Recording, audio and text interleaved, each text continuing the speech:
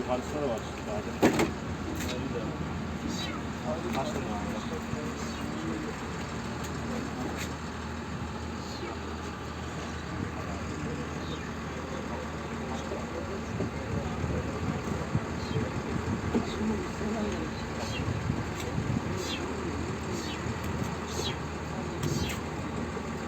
Yemeğe basmayın. Ha,